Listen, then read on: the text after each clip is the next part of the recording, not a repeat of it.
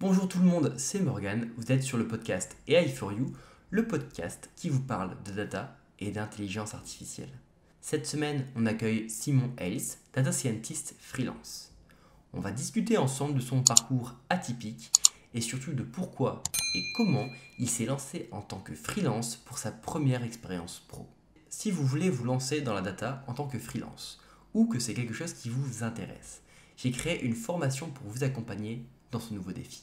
Grâce à un accompagnement adapté et un plan d'action personnalisé à votre situation, vous ne passerez pas à côté des aides de l'État de plusieurs milliers d'euros. Et vous n'aurez plus à avoir peur du côté administratif pour devenir indépendant. De plus, vous aurez accès à tous nos contacts pour vous trouver facilement votre première mission. Vous obtiendrez plus d'informations via le lien directement dans la description, je vous y expliquerai tout. Sans plus de transition, voici ma conversation avec Simon. Hello Simon et bienvenue sur le podcast. Salut. Du coup, avant de commencer, est-ce que tu pourrais te présenter en quelques mots? Oui, donc je m'appelle Simon Hay, j'ai 22 ans et je suis data scientist. Du coup, je travaille en freelance et en ce moment, je suis en mission donc chez EDF. Et donc, du coup, je travaille dans la data, mais t'as un parcours un peu atypique. Est-ce que tu peux nous en parler? Oui, donc du coup, j'ai commencé la data à peu près l'été 2019. Donc à ce moment-là, j'étais en licence de psychologie. Je venais de finir ma première année et je me suis rendu compte que ça pouvait être super intéressant en fait de croiser un petit peu ce qu'on faisait en psychologie avec ce qu'il y avait comme outil du côté de l'informatique. Et de fil en aiguille, en fait, je me suis intéressé à ce qu'on appelle la cognitique. Donc, c'est un mélange entre les sciences cognitives et l'informatique. Et après, donc, j'ai commencé à me spécialiser donc, sur l'intelligence artificielle. Et je me suis rendu compte que c'était part d'un très grand domaine qu'on appelle la data science aujourd'hui. Et très rapidement après, donc, j'ai commencé à me former avec tout ce que je pouvais trouver en ligne, en fait. Donc, des tutoriels sur YouTube même, des cours, des MOOC qui sont à disposition sur EDX, Coursera, etc. Et j'ai commencé à travailler donc en tant que freelance en mars 2020 pour de vrai, on va dire. J'allais chercher des vraies missions qui n'étaient pas via des contacts ou des choses comme ça. Là, je me suis inscrit sur Malte et je commençais donc à travailler avec des gens que je connaissais pas du tout d'avant. Donc voilà. Après, j'ai commencé à m'intéresser plus à travailler vraiment par moi-même, me faire un réseau sans passer par Malte, du coup, pour trouver des missions. Et donc là, LinkedIn m'a beaucoup aidé. Et de fil en aiguille, donc là, aujourd'hui, je travaille donc, chez EDF. C'est je dirais peut-être 10e mission à peu près. J'ai fait surtout des missions courtes. Et là, c'est une mission de 3 mois donc. Et c'est ma plus longue mission jusque-là. J'en avais fait une cet été qui durait 2 mois et demi. Mais voilà, jusque-là, c'était des missions qui étaient plutôt, on va dire, aux alentours de 1 mois, 2 mois, grand maximum.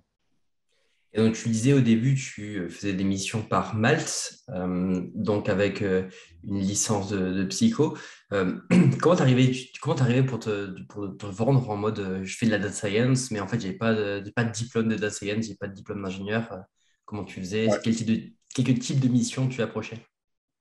Alors, du coup, évidemment, au début, gros syndrome de l'imposteur. Donc, syndrome de l'imposteur, c'est le fait de pas trop savoir si on est légitime, en fait, pour faire ce qu'on fait.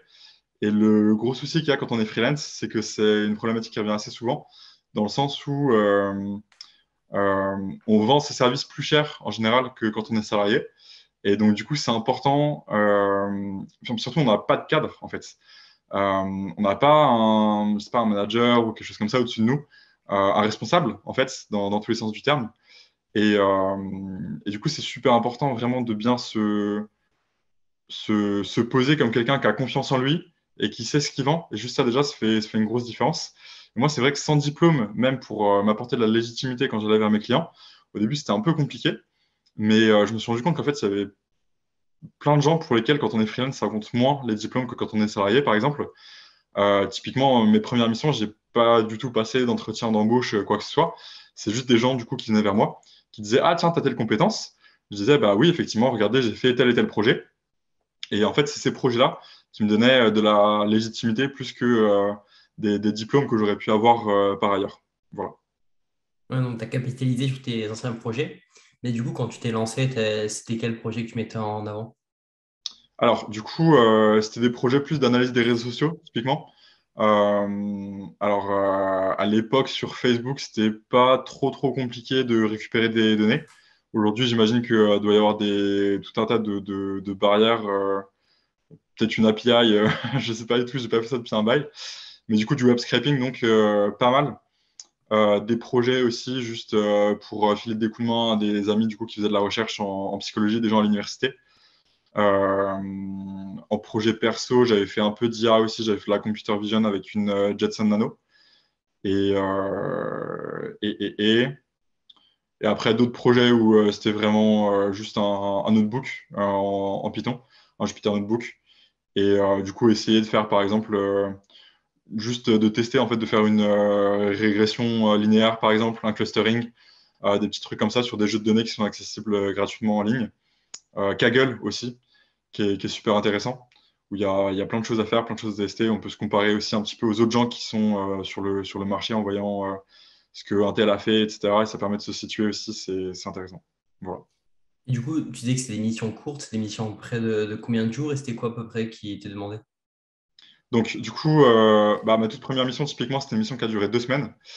Donc, c'est quelqu'un qui avait besoin c'était de l'analyse. En fait, il n'y avait pas besoin de créer un modèle ou je sais pas quoi. C'était surtout de la manipulation de données et de l'analyse à partir de l'Open Data Sirène, en fait, où du coup, on a la liste de toutes les entreprises qui sont recensées en France. Et, euh, et en fait, l'idée, c'était de segmenter par code postal, en gros, et de prendre. Donc, en fait, il y a des codes qui s'appellent code NAV, code APE, c'est l'activité en fait de l'entreprise. Euh, L'idée en fait pour cette personne-là, c'était d'avoir un tableau Excel dans lequel pour chaque code postal, elle pouvait savoir si l'activité dans, je sais pas moi, pour les plombiers, par exemple, le code NAV qui correspond à l'activité des plombiers, si on était au-dessus ou en dessous de la moyenne nationale, en fait, pour ce type d'activité-là précisément, dans la zone qui correspondait au code postal. Et donc, ça lui permettait de savoir après, quand il y avait des gens qui venaient le voir euh, en disant, bah voilà, moi, j'aimerais bien m'installer en tant que plombier, mais je ne sais pas où est-ce qu'il faut que j'aille m'installer. Du coup, il pouvait dire, bah voilà, dans telle zone, il y a un déficit, entre guillemets, en termes d'activité. Donc, ça peut être intéressant d'aller vous installer là-bas. Voilà. Ça m'a pris donc 2 semaines. Il faut savoir que un truc qui m'a vraiment posé problème au début, c'est estimer, du coup, faut faire un devis en fait. Sur Malte notamment, il faut faire un devis. Et c'est très dur quand on commence d'estimer le nombre de jours que ça va prendre, alors que c'est potentiellement quelque chose qu'on n'a jamais fait. On n'a pas beaucoup d'expérience. Et donc, moi, je crois que j'avais dit peut-être une semaine à la base, et au final, ça m'a pris 2 semaines. Ou peut-être j'avais dit 2 semaines, ça m'a pris 3 semaines, mais en gros, voilà, il y avait une semaine de plus. Et je me suis arrangé avec le client, il n'y a pas eu trop de soucis. J'ai travaillé un peu gratuitement, entre guillemets. Mais c'était les premières missions, donc j'étais prêt à faire des petites concessions comme ça, le temps d'avoir l'habitude et de m'ajuster correctement. Mais c'était de ma faute, c'était moi qui avais fait un devis qui était mal arrangé. Donc voilà, il faut avoir un peu la fibre commerciale aussi, on va dire, et arriver à être un peu flexible par rapport à ça avec les clients. Mais ça dépend beaucoup sur qui on tombe. Voilà. Et du coup, sur ces missions-là, tu étais payé à peu près combien? Alors, la toute première mission, il faut savoir que, donc, comme je le disais, il y a un très gros syndrome de l'imposteur. Et moi, j'avais vraiment pas de notion de comment est-ce que le marché il fonctionnait à l'époque. Je voyais des gens qui avaient des TJM, donc c'est le tarif journalier, à 400, 800 euros. Et je me disais, mais comment, comment ça se fait, comment c'est possible? Et donc, moi, je me suis dit, je vais me mettre le moins cher possible parce que je ne me vois pas demander des sommes pareilles. Et donc, du coup, j'étais passé à 120 euros. À l'époque, c'était le minimum qu'on pouvait mettre sur Malte, et même 120 euros par jour. Donc, moi, ça me semblait beaucoup trop par rapport à mes compétences. Mais je l'ai fait, j'ai trouvé des missions. Et après, donc, si je dis pas de bêtises, le minimum, il est passé à 130 euros par jour. Et donc, je crois que je suis resté à ça pendant peut-être un an, à peu près. Et c'est un jour, en fait, je me suis rendu compte que j'avais trop de missions. J'avais pris des stagiaires, même, du coup, pour m'aider. Et j'en discutais avec des gens de mon entourage et ils m'ont dit, mais l'équation, elle est simple. En fait, si tu montes ton TGM, tu auras moins de clients. Et ça va résoudre à la fois le problème, du coup, d'avoir trop de demandes et surtout d'avoir un TGM qui est très faible, en fait, par rapport au marché du travail actuel. Et donc là, je suis passé à 250 euros et je suis resté à 250 euros pendant 6 mois. Et là, du coup, aujourd'hui, je suis passé à au moins 400. Je prends plus de missions si c'est en dessous de 400. Hmm. Parce que ouais, c'est vrai que ça dépend où on est aussi en France, ça dépend. Le marché de la data, il n'est pas forcément mûr de la même manière à Lille, à Lyon, à Paris. C'est Mais ça. c'est vrai que quand on commence, les gens se disent, mais c'est pas possible ils prennent du principe en disant, je vais me mettre le plus bas possible pour avoir des missions. Après, c'est vrai que c'est pas le même genre de mission, mais il y a pas mal d'employeurs qui vont se dire, quand ils veulent quelqu'un, ils vont directement, ils veulent quelqu'un de bon, ils se disent, si je prends la personne qui a le moins de TJM, c'est que les personnes soit elles n'arrivent pas à se vendre ou elles ont peut-être un problème ou pas les bonnes Ouais, compétences.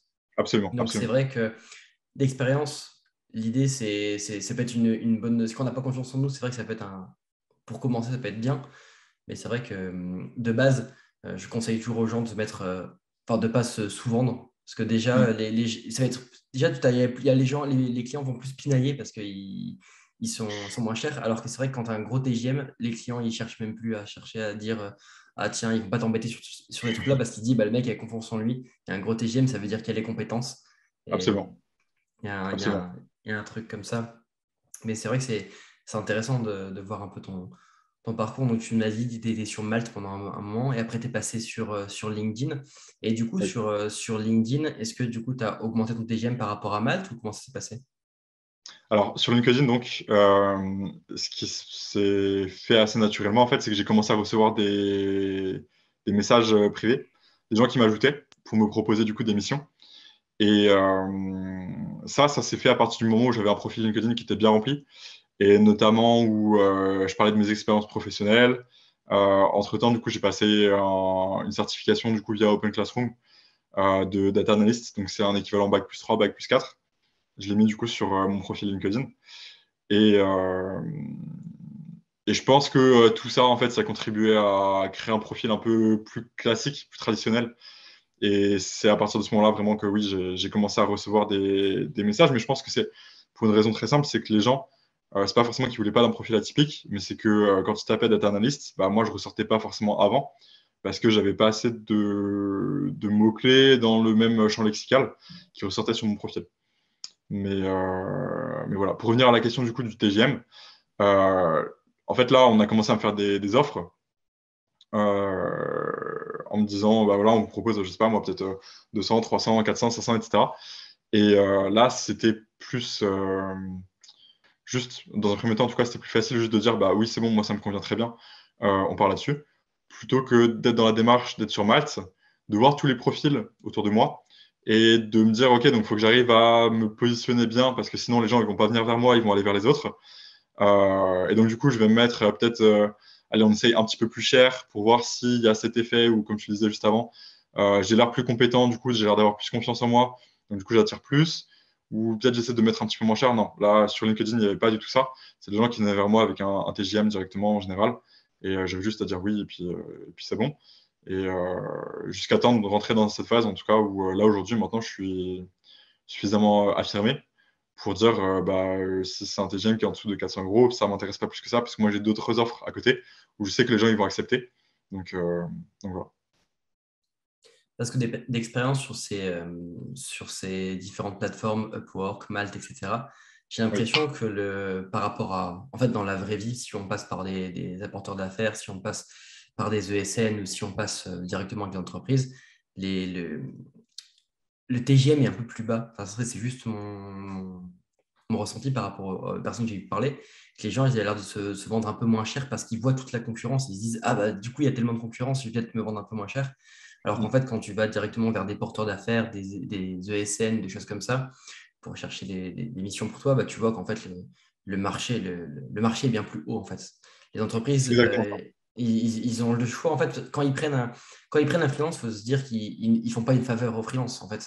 Mm, Ils font la même démarche que s'ils allaient voir une ESN, en fait. Une ESN, ça place quelqu'un qui est une ressource externe dans l'entreprise. Et une ESN, bah, là, sur l'île, en data science, enfin, tu as au moins entre allez, 450 et 600 euros par jour. Enfin, si tu veux un profil un peu expérimenté ou qui a une techno que tu as envie d'avoir un peu spéciale, ça peut chercher facilement vers les 600 euros par jour. Et toi, en tant que freelance, je sais pas, tu peux prétendre on peut prétendre au même, au même salaire en fait. Donc, il ne faut pas Absolument, se ouais. sous-vendre, mais c'est vrai que quand on est confronté comme ça avec tous les gens qui sont à côté, et en plus sur Upwork et Malte, des gens un peu de tous les pays, donc des gens qui n'ont pas forcément le même niveau de vie que nous en France et qui ont besoin Mm. peut-être de moins pour vivre. Ouais, Donc, ouais. Il y a tout ça, et puis il y a aussi le fait que, en fait, sur Malte, ton TGM, tu peux le changer à volonté, hein, évidemment, mais je pense que le fait est que les gens, ils vont avoir tendance à le mettre, tu vois, peut-être le régler une fois, puis après, ils vont pas y toucher pendant 6 mois, et du coup, le moment où ils vont le régler, ils vont essayer de se dire, bah, je vais faire en sorte d'attirer le plus de gens possible. Et à l'inverse, sur LinkedIn, les gens, ils vont plutôt, tu vois, par exemple, avoir deux, trois offres de mission en même temps, d'un coup. Et donc, du coup, à l'un, bah, on peut très bien dire, je sais pas moi, 450. À l'autre, on peut dire 500. Puis à l'autre, on peut dire 550. Et puis, on voit ce qui passe. Puis après, on essaie de négocier un petit peu. Et ainsi de suite. Donc, c'est vraiment pas du tout la même dynamique. Et on part du principe qu'à partir du moment où on a déjà reçu, en fait, c'est ça le problème de Malte. À partir du moment où on a déjà reçu le DM, en fait, le message privé, qui vient confirmer qu'on a quelqu'un qui est intéressé par notre profil, là, on peut négocier comme on en a envie. Mais le problème de Malte, c'est que le TGM, il est affiché en fait, sur ta page de freelance et tu peux pas négocier. En fait, tu peux pas, une fois que la personne t'a envoyé un message, tu peux pas revoir les choses dans l'autre sens en disant, bon, bah, du coup, est-ce qu'on peut négocier 500 par jour au lieu de 450? Enfin, non, en fait. C'est la façon dont c'est organisé. Et puis, voilà. Il faut avoir conscience aussi que les sites comme Malte, etc., ils prennent 10%. Je crois que Malte, c'est 10%, peut-être 15%. Mais il me semble pas que ce soit beaucoup plus. Et pareil sur Upwork, même des sites genre Fiverr, etc., il y aura toujours ce même problème. Et faut retirer ça en plus des cotisations, en plus des impôts sur le revenu aussi. Enfin voilà, ça rajoute encore des charges. Donc pour ça, passer en direct, en fait, via des offres sur, je sais pas moi, LinkedIn ou que sais-je, si on peut être directement au contact du client, c'est toujours plus intéressant. même Indeed, il y a pas mal d'offres de freelance aussi, Mm. j'ai remarqué via Indeed. Ouais. Welcome to the jungle, il y a plein de sources. Il y a, oh, je sais plus comment ça s'appelle. C'est pas Freelance Info, il y a un autre site qui est intéressant. C'est un nom comme ça, mais il y a aussi beaucoup d'offres dessus. Et donc maintenant, du coup, tu es passé de LinkedIn à quoi maintenant? C'est vraiment ton truc pour trouver des affaires? Alors là, du coup, je commence à avoir un réseau qui est assez intéressant avec quelques ESN, quelques clients réguliers qui reviennent vers moi aussi. Et donc, pour l'instant, juste ça, ça suffit. Je continue à regarder un petit peu quand même sur LinkedIn ce qu'on me propose à l'occasion, si je peux pas avoir mieux que ce que j'ai déjà dans mon réseau. Mais pour l'instant, le réseau, juste, c'est OK. Et donc, on voit qu'en fait, dans ton parcours direct, tu t'es dit, bah, tiens, je vais me lancer en freelance. Mm. Qu'est-ce qui t'a donné envie d'aller directement en freelance et pourquoi pas chercher un CDI ou un CDD? Alors, je dirais que c'est un mélange de valeurs et de contexte. Donc, comme je l'ai précisé, moi, du coup, j'étais étudiant dans quelque chose qui avait rien à voir à ce moment-là. Et il faut savoir que, du coup, j'avais le statut d'étudiant entrepreneur. Déjà parce que j'avais créé une marque de vêtements avant. Quand on est étudiant entrepreneur, en fait, on peut, en tout cas là où j'étais, on peut sécher les cours à peu près autant qu'on en a envie. Donc, c'est-à-dire que si on veut avoir une activité à côté, même voilà, freelance, ce qu'on veut, c'est tout à fait possible. Et je me suis dit, bah, du coup, je peux me libérer des journées entières pour travailler là-dessus, mais occasionnellement, en fait. J'aimerais bien quand même valider mon diplôme, mon diplôme de licence avant, du coup, de partir, je sais pas, moi, prendre un CDI ou quelque chose comme ça, où là, je suis vraiment à temps plein tout le temps. Et donc, si je peux prendre des missions, par exemple, où je travaille la moitié de la semaine ou un jour ou deux par semaine, c'est bien, c'est un bon équilibre. Donc, c'est l'avantage du statut de freelance, c'est que c'est beaucoup plus flexible. Ensuite, la paye, mine de rien. C'est pour moi l'idée depuis toujours, en fait, ça a été de dire bah, si je peux travailler 2 jours par semaine et faire autant que ce que je gagnais, que ce que je pourrais gagner du coup en faisant 35 heures par semaine, pourquoi m'embêter du coup à aller faire un 35 heures par semaine en fait. Dans la mesure où j'ai des loisirs à côté, je fais de la musique, etc. Je me suis dit bah, c'est quand même plus intéressant du coup de travailler juste 2 jours par semaine et puis le reste de la semaine faire ce que j'ai envie. Et puis, au niveau du contact aussi avec le client, du coup, parce qu'on n'a pas un chef d'équipe, on n'a pas un manager responsable, on a un client. Ça change pas mal, en fait. J'aime pas beaucoup ce rapport de hiérarchie qu'on peut avoir dans certaines boîtes. Et en tant que freelance, c'est quand même beaucoup plus sympa par rapport à ça. J'ai toujours été en bon terme avec mes clients, il n'y a jamais eu de soucis ou quoi.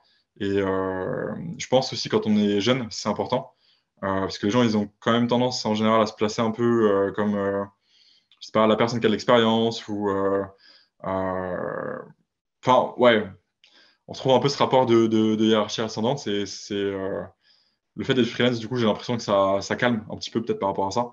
Que là, concrètement, je sais pas, si j'étais dans une entreprise, un grand groupe, j'ai l'âge d'être alternant ou quelque chose comme ça.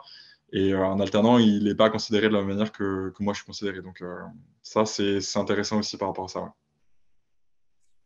Et donc, tu as dit précédemment, tu as fait un parcours Open Classroom, du coup, pour Mhm.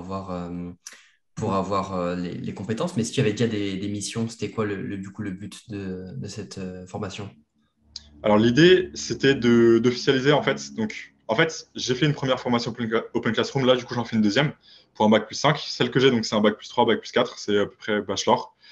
Et l'idée, donc, c'était déjà d'officialiser dans un premier temps ses compétences et aussi d'avoir accès en fait au deuxième diplôme Open Classroom de bac plus 5, qui est accessible juste si on a déjà une formation en informatique ou en mathématiques et que je n'avais pas du coup donc à l'origine.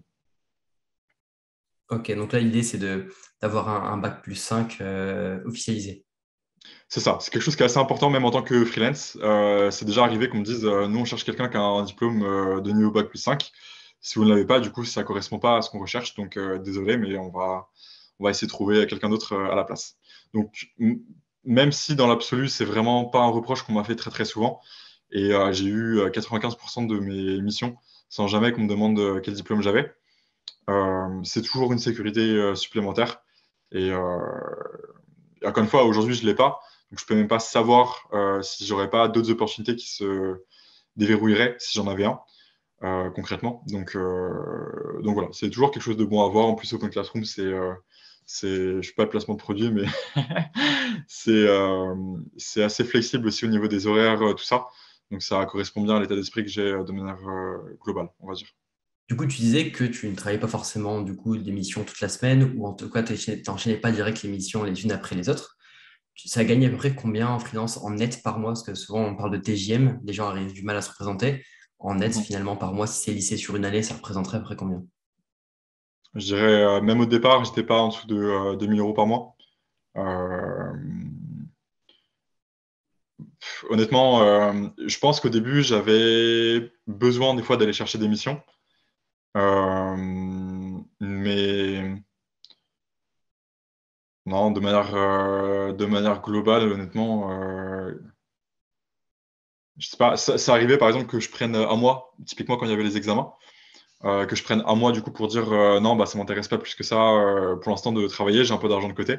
Donc juste faire un break et pas aller chercher de mission ou refuser même celle qu'on pouvait me proposer. Mais déjà, oui, en jouant avec ça, ça permettait d'avoir un équilibre qui était pas mal. Et je sais pas, il y a des mois où, par exemple, je faisais l'inverse. J'allais travailler plus le week-end, typiquement, parce que c'est pas quelque chose qui me dérange dans l'absolu. Et du coup, je pouvais gratter plus de jours, vu qu'on est payé à la journée. Je pouvais gratter plus de jours ouvrés. Et puis, les clients, ils étaient contents. Moi, ça m'arrangeait bien. Donc, voilà. Mais oui, je dirais pas en dessous de 2000 euros par mois net en retirant tout, les charges, etc. Euh, c'était dans ces eaux-là, ouais. Et donc ça, tu disais ça, c'était par rapport à ton TJM sur Upwork ou Malte. Malte. Et là, Ouais. du coup, maintenant, en passant par des ESN, etc., ça représente à peu près combien? Le TGM que j'ai aujourd'hui? Ouais, par rapport au TGM que tu as aujourd'hui en net, ça représente à peu près combien? Alors aujourd'hui en net, je crois que j'avais fait les calculs, c'était 6500 donc. Et voilà. Sachant que j'ai toujours pas de bac plus 5, j'ai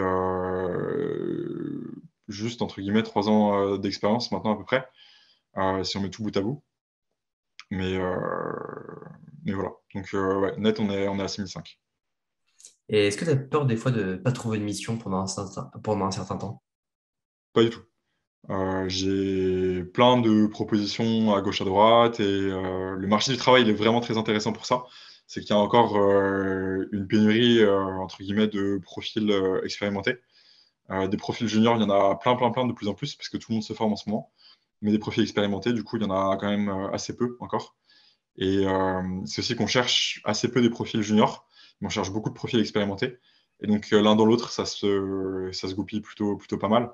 Il y a des chasseurs de tête, entre guillemets, des recruteurs, en gros, qui sont sur LinkedIn toute la journée pour chercher des gens à placer, du coup, à gauche ou à droite, parce qu'il y a plein d'entreprises qui ont des besoins.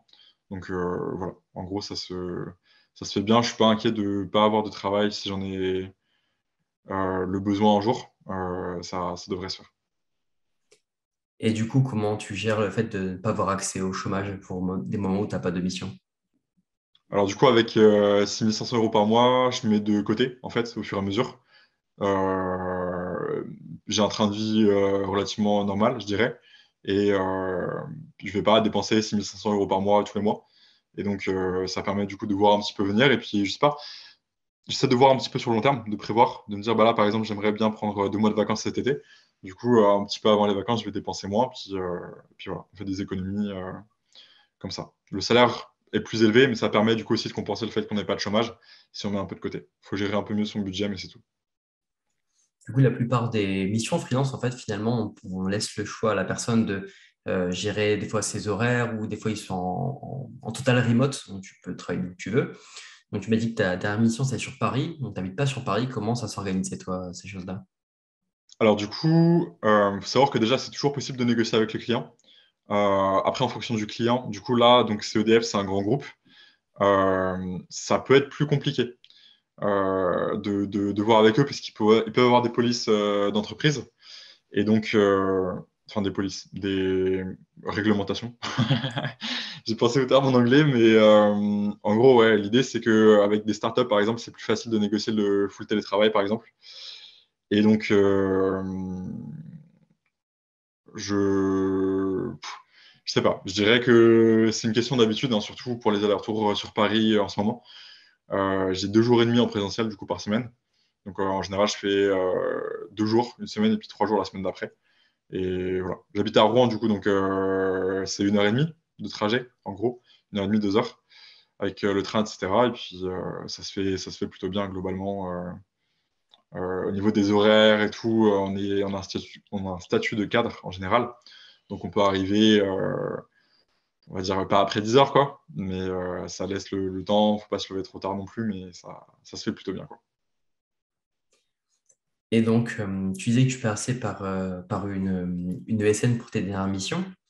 Oui, Par rapport à des plateformes comme Malte, etc., souvent, enfin, il y a des avantages et des inconvénients. Les avantages parce que ça permet ils cherchent pour toi les missions, ils te vendent, ils vendent un certain TGM, en partie, en contrepartie, ils te prennent une plus grosse part que Malte, etc.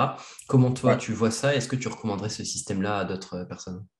Alors je recommande en tant que débutant absolument. En tant que profil expérimenté, un petit peu moins. Et en tant que profil confirmé, je dirais que ça dépend vraiment de ce qu'on recherche. Ça dépend aussi beaucoup des ESN. Il y en a qui vont vraiment vous coacher, qui vont vous trouver des super missions, qui vont être tout le temps là, derrière vous, à vous soutenir. Et si jamais vous avez des questions, même si vous avez besoin de l'avis d'un profil plus expérimenté, mais que pour une raison ou une autre, c'est un peu la loose de demander à son client, bah, ils peuvent aussi vous mettre en contact avec quelqu'un d'autre par qui ils passent. Voilà. Moi, des fois, j'ai vu un peu un esprit familial, on va dire. À d'autres endroits, beaucoup moins. C'est comme les entreprises, en fait. Il y en a des bonnes, il y en a des mauvaises. Voilà. Il faut savoir que dans l'absolu, c'est obligatoire des fois de passer par des ESN parce qu'il y a des grands groupes donc, qui vont avoir des sortes de référencement et ça coûte un bras de se faire référencer comme freelance. Je suis même pas sûr que ce soit possible si on est tout seul. Je crois que c'est juste les ESN qui peuvent être référencés. Et donc, si on veut avoir accès aux offres de missions de ces grands groupes, faut passer par une ESN qui va être référencée par ce grand groupe obligatoirement. Donc voilà, c'est une question de choix. Si on n'a pas envie de bosser dans un grand groupe, on n'est pas obligé. Si on veut élargir ses horizons, c'est une porte à ne pas se fermer, je dirais. Mais encore faut-il trouver la bonne ESN, etc. Ouais, je recommanderais aussi aux personnes qui veulent juste pas s'embêter avec le côté de vouloir se vendre. Il y a des gens, ils veulent juste pas avoir à négocier, pas avoir à se vendre. Donc, c'est vrai que de passer par des ESN en disant, bah, moi, j'ai envie d'avoir ce TGM-là, vous me débrouillez à avoir ce TGM-là dans une entreprise. Et du coup, Mm. le SN, vu qu'elle veut prendre sa part, elle va placer la personne. Mm. Et, euh, et donc, ça permet aux personnes de se dire, bah, tiens, je suis assuré d'avoir des missions, je travaille avec 2-3 ESN à chaque fois. Quand je suis approché de ma fin de mission, je les relance en disant, bah voilà, là, je vais avoir besoin d'une mission. Et ils ont pas à se vendre, ils n'ont pas à négocier. Et ils sont Ouais. assez tranquilles. Et comme tu disais tout à l'heure, vu que le marché est assez tendu, en fait, finalement, ils enchaînent les missions sans trop de problèmes, quoi. Ils n'ont Mm. pas à être dans le stress, ils n'ont pas à chercher leur mission, ils n'ont pas à négocier. Et les missions s'enchaînent grâce aux ESN qui vont travailler pour eux cette partie-là, quoi. Ouais, ouais. Faut, faut bien voir que effectivement, en fait, ils prennent une part assez importante quand même du TGM. Alors, ça dépend des ESN, ça dépend de la mission, etc. Mais du coup, c'est une grosse charge mentale en moins. Après, ça veut dire que quand on fait ça, on se rapproche quand même plus du statut de salarié. Ça peut plaire ou ne pas plaire. Ça dépend du contrat qu'on a signé aussi. Ça dépend de tout un tas de choses. C'est dur de faire une règle générale par rapport à ça. Mais voilà. Moi, je dirais faut tester les ESN. Il faut en faire peut-être deux, trois. Et puis, il faut rester avec celle qui convient le mieux, avec laquelle on a un bon feeling. Et puis voilà. Ouais, se rapproche du salariat, mais pas avec le même salaire, du coup. Oui, c'est important. Parce qu'il n'y a pas de chômage, rien du tout. Mm, Mais mm, c'est proche du salariat dans le sens où quand on est freelance à la base, quand on est consultant, il y a toute la partie business, entre guillemets, à gérer. Donc mm, le relationnel avec les clients, leur envoyer un petit message de temps en temps pour savoir s'ils veulent re-signer, etc. Là, c'est le SN qui s'en occupe, mais mm, encore une fois, mm. ils ont pris un petit pourcentage. Ça dépend des préférences de chacun. Si on aime le petit côté business en plus, on peut. C'est ça qui est bien avec le ESN, c'est que du coup, on a le choix. On peut dire, bah, moi, j'aime bien le petit côté business, je le garde et du coup, je passe pas par une ESN. Ou j'aime pas trop ce petit côté business, je suis pas très bon en relationnel client, etc. Et trouver des leads, machin. Et donc, du coup, juste, je vais passer par une ESN et puis ma vie, elle sera plus simple comme ça, quoi. Mm. Ouais, ça dépend du profil de chacun. Et si tu as envie d'être juste augmenter son salaire et être focus sur tes missions et pas chercher le côté C'est ça. business, bam, le SN. Et sinon, si tu as envie de dire, bah, tiens, j'ai envie d'avoir mon petit portefeuille de clients que je prends moi-même avec des gens que j'aime bien et chez qui j'aime bien travailler, et bah, Ouais, je vais le faire tout seul. Et au bout d'un moment, enfin, tu es tranquille. Tu as ton petit portefeuille, chacun, à chaque fois, il y a des missions et tu es tranquille, quoi. exactement. Et du coup, il y a la question, est-ce que tu te verrais revenir dans le salariat après cette expérience en freelancing? Carrément pas. Carrément pas. Peut-être un jour, s'il y a une opportunité qui se présente où le freelance, c'est pas négociable, où c'est obligé d'être en CDI. C'est une boîte avec des valeurs qui me plaisent énormément, un salaire qui reste quand même OK et je sais pas, des valeurs, du full remote, des choses qui compensent à côté, mais il faudrait vraiment que ce soit solide, quoi. Il faudrait vraiment que ce soit ouf et que tu aies envie de te développer un peu dans la boîte, quoi.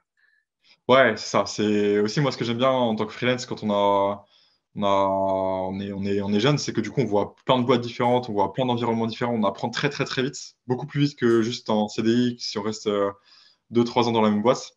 Et là voilà, en 3 ans j'ai vu une dizaine de boîtes et j'ai rencontré plein de personnes différentes, j'ai développé un réseau, j'ai appris à utiliser plein d'outils différents, etc.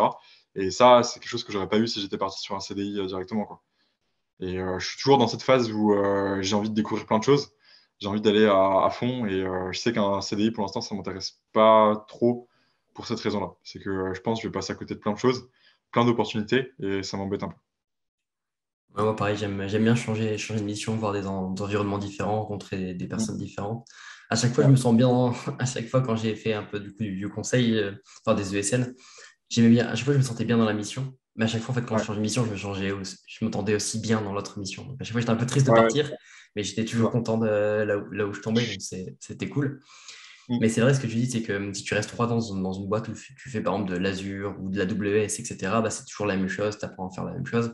Alors qu'en fait, Mm. quand tu changes de boîte, bah, ils n'utilisent pas les mêmes algos, ils n'ont pas la même culture de la donnée, Ouais, ils utilisent par exemple, comme on disait, ouais, il y a AWS, de Amazon, il y a GCP avec Google, Azure avec Microsoft, et il y a des paradigmes, des choses un peu différentes, etc.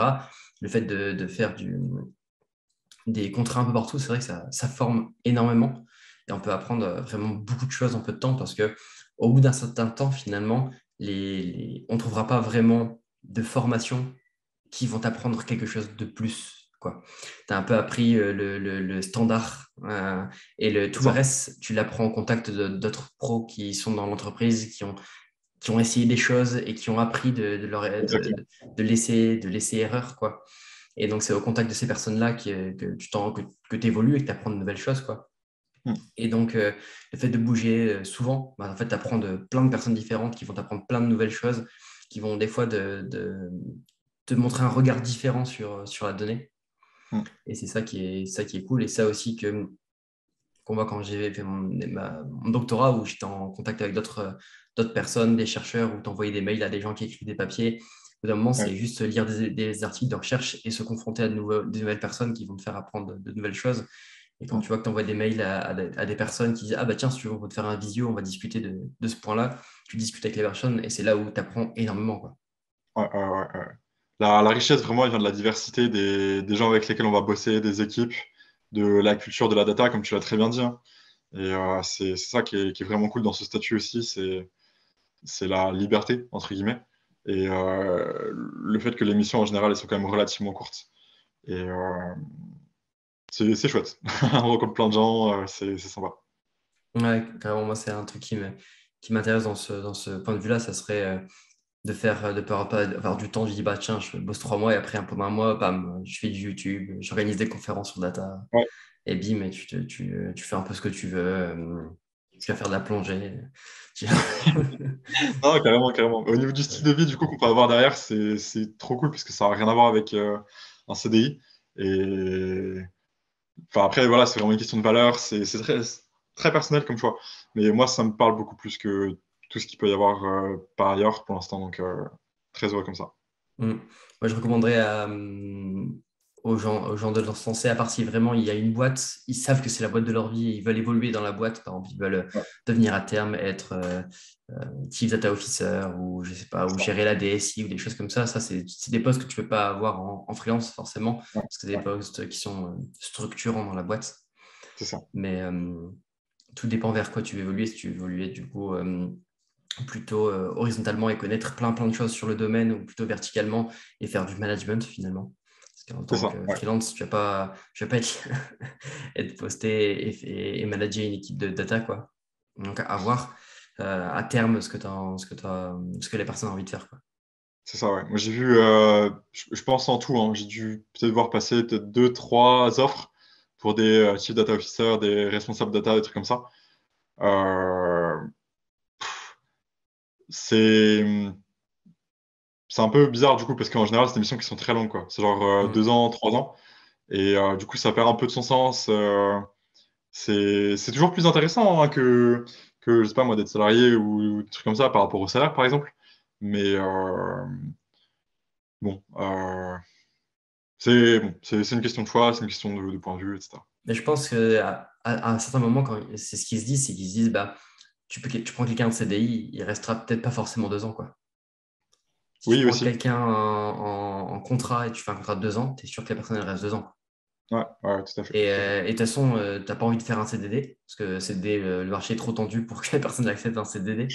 Donc, c'est soit du freelance, soit du CDI. Et le CDI, la personne, en fait, elle peut dire, bah, au bout d'un mois, enfin, j'en ai marre, au bout d'un an, tiens, en fait, j'ai une nouvelle une opportunité, parce qu'il y a tellement tout le monde essaie d'avoir des profils expérimentés que les profils expérimentés, en fait, ils bougent tout le temps, quoi. Ouais, C'est difficile de structurer une vraie équipe, à part quand toi, ça dépend. Si tu as une bonne culture d'entreprise, etc., tu as envie de garder les gens et tu es aligné, etc. Mais si t'es pas, c'est vrai que même si tu n'es pas Google, Facebook, Amazon, etc., et que tu n'as pas genre même là, les gens partent, il y a quand même un turnover, mais tu as des salaires qui font en sorte, des salaires et des moyens qui font en sorte que les gens restent pour réaliser leurs ambitions. ouais. Mais par exemple, même à l'ENRIA, qui est quand même un gros labo de recherche en France, les chercheurs, ils se sont fait piller leurs chercheurs par des grands groupes parisiens qui voulaient faire de la data, quoi. En fait, ils sont tous barrés et ils ont perdu leur équipe en 2, 3 ans. Il n'y avait plus personne, quoi. Hmm. Donc, Bah ouais. alors que c'est des postes qui sont très recherchés et que les gens en ont chié pendant 5 ans pour avoir ce poste-là et ils se sont barrés, quoi. Ouais, ouais. Non, mais c'est ça aussi, c'est que au bout du compte, je sais pas, même si on signe des CDI, des CDI, des CDI, bah ouais, ok, on va peut-être rester un an.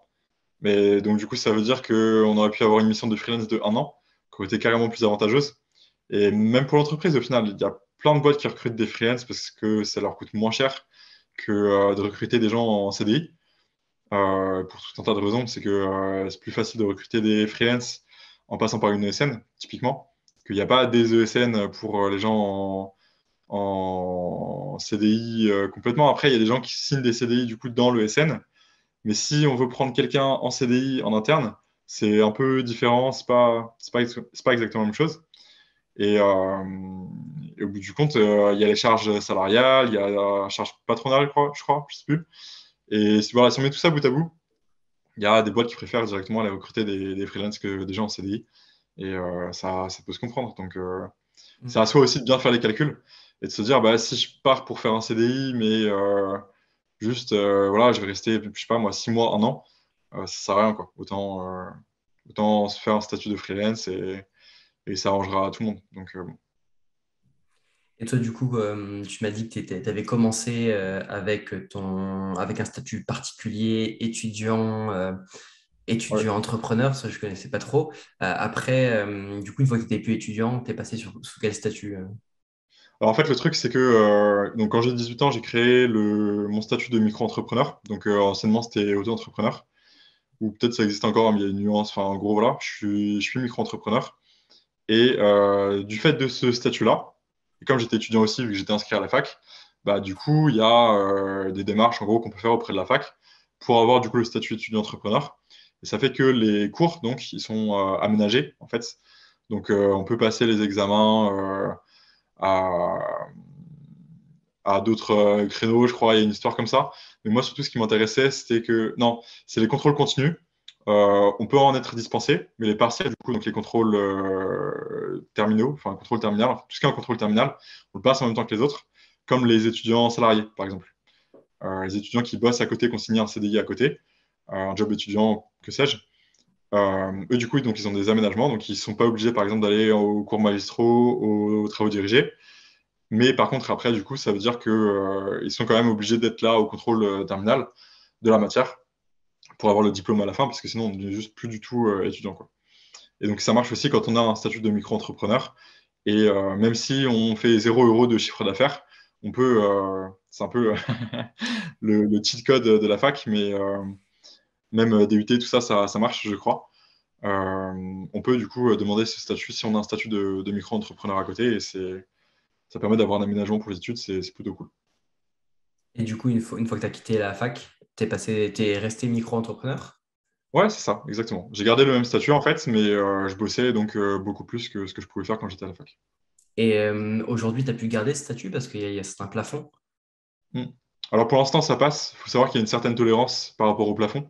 On verra sur le long terme. Il y a un statut qui s'appelle, c'est la SASU en fait, SASU. Donc c'est comme une SAS, je crois, donc société anonyme, quelque chose dans le genre. J'ai pas trop regardé pour l'instant. Mais le U, du coup, c'est pour unique. Donc c'est comme une micro-entreprise. C'est-à-dire que on est tout seul, en gros.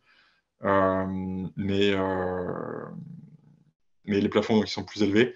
Voilà. Faut que je prenne le temps de regarder tout ça, de confirmer que ça passe bien. Mais je crois que les charges elles sont plus importantes. Donc limite, je me dis que tant qu'à faire, je vais essayer de travailler peut-être pas toute l'année pour pas trop péter les plafonds, mais rester avec le statut de micro-entrepreneur parce que c'est plus avantageux. Mais voilà, faut savoir que voilà, il y a le statut de SASU qui existe. Faut vérifier à quoi correspondent le S, le A, le S et le U, et les plafonds, tout ça. Mais c'est une possible évolution. Et du coup, qu'est-ce que tu dirais à quelqu'un qui hésite à se lancer en tant que freelance? Que faut pas hésiter parce que la seule façon de savoir si ça plaît ou pas déjà, c'est d'avoir essayé. C'est que après qu'on peut se dire, bah effectivement, ça me correspond pas. Mais déjà, ouais, si on hésite à se lancer, ça veut dire qu'il y a une petite partie de nous qui est tentée. Et à partir de là, la seule façon de départager si c'est quelque chose qui est intéressant, qui est bon ou pas, c'est de tester, en fait. Donc voilà. En plus, du coup, la micro-entreprise, c'est un statut qui est assez simple à résilier. C'est juste un courrier de mémoire, un courrier peut-être deux, trois appels, et c'est bon, on est tranquille. Donc au pire des cas, si ça ne plaît pas, bah, on fait, je sais pas moi, 1 an, 6 mois, 2 mois même, et on résilie, et puis fin de l'histoire, quoi. Donc voilà. Après, on peut faire une mission et si on n'aime pas, on peut se retrouver un CDI après, c'est très facile. Enfin, je veux dire, Ouais, le, le marché, il est tendu. Et donc, après, retrouver un CDI, c'est facile. Et même quand on est junior, comme c'était tout à l'heure, il y a de plus en plus de juniors, mais pour des CDI, le marché est encore tendu même pour les juniors, quoi. c'est ça. Donc, donc ça, je pense que c'est pas un problème. Et en plus, même si on fait 0 € de chiffre d'affaires, on peut garder l'auto-entrepreneur, quoi. C'est quelque Ouais, chose, carrément. on peut le résilier facilement. Et après, si on a 0 € de chiffre d'affaires, par exemple, si on se dit bah, pendant un an, bah, j'arrête l'émission, on peut très Ouais, bien le garder. Et en ouais, fait, on ne paye aucune taxe. À ouais, partir du moment où tu gagnes tu t'es taxé en auto-entreprise, à partir du moment où tu gagnes de l'argent, si tu gagnes rien, ça te coûte rien. absolument. Donc, ça coûte rien de le Absolument. garder. Ouais, c'est ça, Donc, tout à voilà. fait. Tout à fait. C'est pour ça que moi, du coup, il y avait des périodes où, je sais pas moi, il y avait 1 mois où donc j'avais des examens. Bah, juste, je déclarais 0 € de chiffre d'affaires pour ce mois-là. Je payais rien du tout. Et ça marchait très bien comme ça. Et je pouvais continuer à rebosser derrière par la suite. Il faut savoir que c'est un statut qui est vraiment très simplifié, justement pour les gens qui ont ce type d'activité, même pour des gens qui vont faire Uber Eats, ce genre de choses. C'est un statut vraiment qui est très simple à gérer et c'est cool d'avoir ça en France. Donc, on arrive vers la fin de l'interview et comme à chaque fin d'interview, je pose les 4 mêmes questions. Quel conseil donnerais-tu à quelqu'un qui veut se lancer en data science? Je pense que la chose la plus importante, c'est d'avoir une bonne culture du web, entre guillemets. C'est-à-dire bien savoir utiliser Google, bien savoir aller chercher les informations sur YouTube, connaître les sites spécialisés, trucs genre Medium et tout. C'est des choses qui m'ont sauvé la vie plusieurs fois quand j'étais encore en train de m'auto-former, entre guillemets. Et même aujourd'hui, quand je bosse, si j'ai pas de connexion Internet, clairement, je rentre chez moi. C'est c'est aussi simple que ça. Pareil par rapport au fait de coder, etc. Stack Overflow, faut connaître, faut savoir utiliser. C'est vraiment le truc central, quoi. À partir de là, des choses comme les maths, les stats, l'informatique, tout ce qu'on veut en informatique, ça s'apprend. Et, euh, et si c'est pas appris, si c'est juste à peine maîtrisé, et ben, ça peut aller se vérifier sur Internet très facilement. Donc voilà, faire de la veille, se tenir informé via Twitter, LinkedIn, ce qu'on veut, des blogs de ce qui se fait au jour le jour, parce que c'est très important d'être bah, à jour en fait dans les outils qu'on utilise, etc. Mais voilà, le cœur du truc vraiment, c'est la culture web et savoir où aller chercher les informations qui sont pertinentes. Je suis assez d'accord avec toi dans le sens où moi j'utilise pareil, si j'ai pas Google, je travaille pas parce que il y a plein de choses où je sais les maths, je sais les stats, je sais combien ça fonctionne, je sais comment le prouver, etc. Mais par exemple, toutes les fonctions, je ne sais pas comment elles existent. Enfin, je ne sais pas leur nom exact et je sais pas il n'y a pas de paramètres, quoi. Je suis pas C'est ça, un pro de. Toutes les théories, je les connais par cœur. Enfin, je sais comment ça mm, fonctionne, je peux expliquer, etc. Par contre, que ce soit en Python, en R ou en ce que tu veux, en Spark, je regarde la doc et je regarde ça et je sais toutes les hyperparamètres à quoi ils peuvent servir. mm, Et mais vraiment, j'ai besoin de la doc pour dire, ah ouais, c'est vrai, du coup, lui, il appelle tel hyperparamètre de telle façon, etc. exactement, Et j'ai besoin de la doc pour appliquer, quoi. Je trouve que tout à fait. Ouais. il faut connaître la théorie. Par contre, connaître les fonctions par cœur, ça n'a pas grand intérêt parce que déjà, ça change beaucoup. Comme tu le dis, ça change beaucoup. C'est un domaine qui est en expansion continue. Il y a énormément de Mm, choses à savoir. Donc, il vaut mieux connaître la théorie que toutes les fonctions qui existent. Et moi, même quand je fais du SQL ou des choses comme ça, pour les dates, les trucs comme ça, à chaque fois, je tape dates, machin, ça, c'est le truc le plus chiant. Et tu vois ouais. un peu comment changer, ou même en Python, là, il y a le date Ouais, avec ouais, les clairement. heures, les minutes, pas l'autre, etc. Et que tu dois tout uniformiser. Et ben, Ouais. j'ai l'impression que les tutos, je pense que je les ai vus 10 fois chacun. Et je vais quand même les regarder pour le voir, quoi. Il y a des choses à savoir par Ouais. cœur, mais il y a des choses où clairement, il faut aller sur Google à chaque fois, quoi. Ouais. Je pense les seules choses à savoir par cœur, entre guillemets, ce que j'appelle la culture data, c'est comment on bosse sur un projet data, c'est quoi parce que il y aura marqué nulle part sur Internet, voilà, donc pour votre projet, il faut bosser, l'étape 1, ça va être ça, l'étape 2, ça va être ça. C'est à soi, en fait, de définir ces étapes et de savoir à quel moment est-ce qu'on a fini l'étape 1 pour passer à l'étape 2. Et si l'étape 2, elle a foiré, bah, du coup, on ne peut pas passer à l'étape 3, donc du coup, on fait quoi, etc., etc. Et les stats, en général, c'est quoi, comment ça marche, pourquoi les stats, tous ces trucs-là, c'est marqué nulle part sur Internet pour de vrai, quoi. Enfin, pour les stats, si, un peu. Il y a des gens qui vont avoir des approches un peu globales, mais c'est à soi de se forger son propre truc, sa propre boîte à outils, en fait, j'aime bien dire, avec les outils qui sont pertinents par rapport à ce qu'on fait au quotidien. Et on va pas, tu vois, toi, tu vas retenir certaines informations plus facilement que moi, parce que tu as d'autres expériences passées auparavant dans X ou X domaine, tu as suivi tel ou tel cours dans ta formation initiale qui font que tu es plus à l'aise avec tel truc. Mais si, tu vois, on prenait ton cerveau, on mettait dans ma tête, ça ne collerait pas pour tout un tas de raisons, quoi. On n'a pas les mêmes facilités par rapport à tout un tas de trucs et donc on ne peut pas juste faire ouais, des copier-coller des connaissances, quoi. C'est vraiment très personnel. Et c'est pour ça, un conseil global, vraiment, pour moi, c'est juste apprenez à utiliser Internet, apprenez à utiliser Google, Stack Overflow, Medium, etc. C'est la base. Mm. Parce que ton concept, moi, j'ai le même et j'appelle ça du coup la big pictures. C'est un peu Ouais, comprendre en fait le domaine, comment il est. En fait, c'est un problème, c'est quoi? Est-ce que c'est de l'apprentissage supervisé, non c'est ça. supervisé? Quel domaine, quel modèle peuvent être attachés à ça? Donc, en Ouais, soi, que les modèles, que tu saches que ça existe, en fait, c'est le plus important. Tu peux en retrouver de ouais, l'information.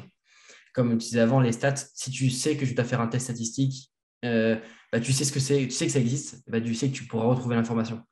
ouais, Le problème, c'est que si tu ne sais pas que ça existe, en fait, tu ne sauras pas quoi googler, quoi marquer exactement. sur Google et tu ne pourras pas retrouver l'information. Donc, il faut avoir un peu cette mind map de Ouais, comment fonctionne la data en général. Une fois que tu as cette ouais, mind map, tu as la mind map, tu as Google et tu peux résoudre n'importe quel problème, quoi. carrément, carrément. Et puis, il y a aussi le fait que des fois, on n'a même pas envisagé que tel truc puisse exister. Moi, je Mm. vois le nombre de fois où je vois des trucs passer sur, je sais pas moi, Instagram, parce que je suis des comptes tech sur Instagram, LinkedIn, Twitter, peu importe. Je vois un bout de code passer et je me dis putain, mais ça existe ça? J'étais même pas au courant. Et c'est des gars qui ont écrit des fonctions dans telle ou telle librairie qui te simplifient la vie par mille. Alors que toi, avant, bah, tu étais là à le coder à la main parce que tu n'avais même pas envisagé en fait, qu'il y ait une fonction qui prenne tout ça en charge, quoi. Et d'où l'intérêt de la veille, d'où l'intérêt d'Internet et tout. Il y a plein de gens qui bossent dans la data, mais depuis des années, des années, des années. Et moi, je pars vraiment toujours du principe que si j'essaie de faire un truc, il y a déjà un autre gars qui a essayé de le faire ailleurs, parce que je suis pas en train de faire des trucs qui sont à la pointe de la recherche fondamentale ou que sais-je. Et il y a toujours un gars qui a déjà fait ce que moi je suis en train de faire. Et il faut juste arriver à trouver ce gars, à trouver comment est-ce qu'il a fait, et voir les erreurs que lui, il a fait déjà, moi, ça m'évite de les reproduire. Et surtout, si je suis chanceux, bah, il y a un petit bout de code qui traîne quelque part, et j'ai juste à l'adapter à ce que moi je suis en train de faire à mon projet. Et c'est bon, quoi, ça part. Est-ce que tu as un livre que tu conseilles souvent? Du coup, un livre ou une formation, ou n'importe quoi sur le domaine que tu conseilles souvent? Alors, un livre, pas vraiment. Une formation, ouais, il y a. En fait, c'est plutôt un site de formation. C'est le site edx.org que je conseille très très souvent, sur lequel il y a des formations du coup de Harvard, du MIT. C'est même pas des formations, c'est des cours directement que eux ils donnent à leurs étudiants, qui sont mis en ligne aussi. Et donc, il y a Harvard, là, il y a le MIT, il y a tout un tas de très grosses facs mondiales. Et on a accès aux cours gratuitement, du coup. Si on veut la certification, le petit bout de papier, enfin, c'est un PDF, du coup, il l'envoie pas chez nous. Mais si on veut le petit PDF avec son nom écrit dessus, on peut payer, je crois même pas que ce soit très cher, c'est peut-être $50, donc on va dire 40 balles.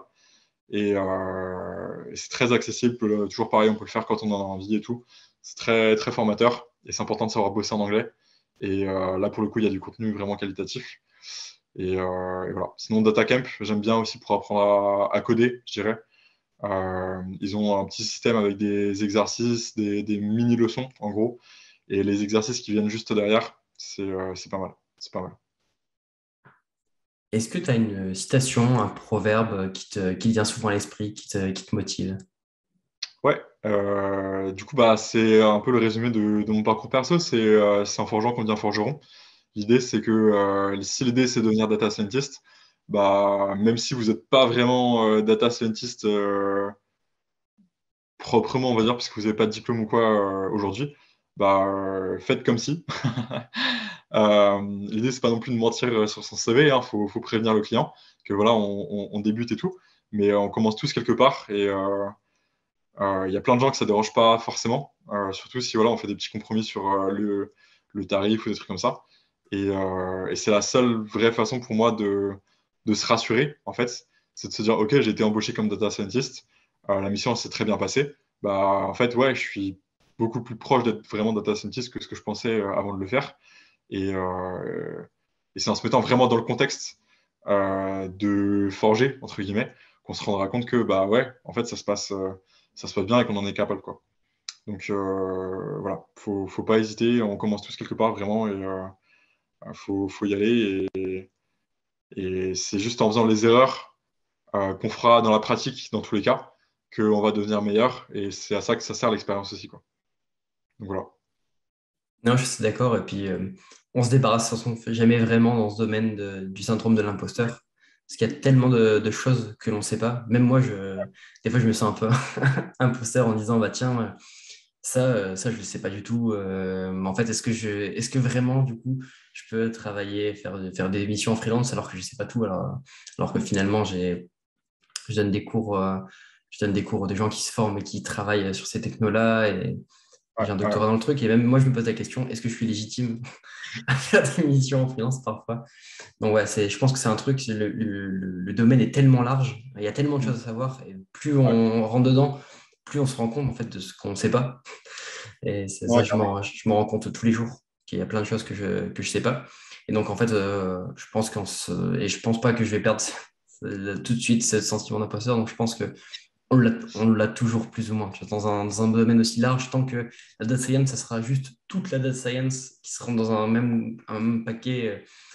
Je pense que c'est Ouais. impossible de ne pas avoir un minimum un petit peu de ce syndrome d'imposteur. Bon, à part si on est vraiment sûr de tout connaître et qu'on est vraiment le meilleur.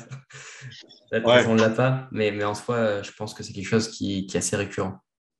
Ouais. Après, vraiment, en tant que freelance, un truc sur lequel j'insiste beaucoup, c'est que c'est très important de montrer qu'on a confiance en soi, même si à l'intérieur, on sait qu'on maîtrise pas tout, mais de penser surtout à ce qu'on sait faire, en fait, et s'assurer que la mission, du coup, que les prérequis de la mission, en fait, ils matchent bien avec ce qu'on sait faire. Et à partir de là, il n'y a pas de raison d'avoir un syndrome de l'imposteur. En tout cas, aujourd'hui, c'est comme ça que je bosse.